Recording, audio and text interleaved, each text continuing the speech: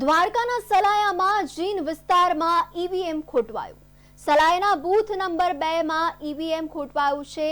1 કલાક સુધી ઈવીએમ બંધ રહેતા મતદારો અટવાયા. ઈવીએમ બદલવા માટે અધિકારીઓએ પણ કવાયત કરી. દ્વારકાના સલાયામાં જીન વિસ્તારમાં ઈવીએમ ખોટવાયું છે, જેને લઈને 1 કલાક સુધી ઈવીએમ બંધ રહેતા મતદારો અટવાયા છે. આજે સમગ્ર ગુજરાતમાં સ્થાનિક સ્વરાજ્યની ચૂંટણી છે. એક તરફ ઉત્સાહનો માહોલ જોવા મળી રહ્યો છે, ત્યારે બીજી તરફ ઈવીએમ ખટકાતા 1 કલાક સુધી બંધ રહેતા મતદારોમાં પણ ભારે રોષનો માહોલ જોવા મળ્યો હતો. દ્વારકાના સલાયામાં જ જીન વિસ્તારમાં ઈવીએમ ખોટવાતા લોકોને આ તકલીફનો સામનો કરવાનો વારો આવ્યો.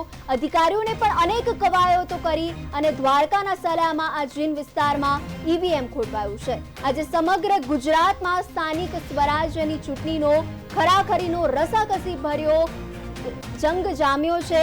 ત્યારે 66 નગરપાલિકા, જૂનાગઢ મહાનગરપાલિકા, જિલ્લા પંચાયત, તાલુકા પંચાયતની ચૂંટણી માટેની આ મતદાન પ્રક્રિયા પણ હાથ ધરવામાં આવી રહી છે. આ સાથે તમામ કેન્દ્રો પર ચુસ્ત પોલીસ બંદોબસ્ત પણ ગોઠવવામાં આવ્યો છે. સુરક્ષા વ્યવસ્થાની વચ્ચે મતદારો એમના મતાધિકારનો ઉપયોગ કરી શકે છે. અને લઈને સવારે વહેલી સવારથી જ લોકો મોટી સંખ્યામાં મતદાન કરવા માટે લાઈનો લગાવી રહ્યા છે.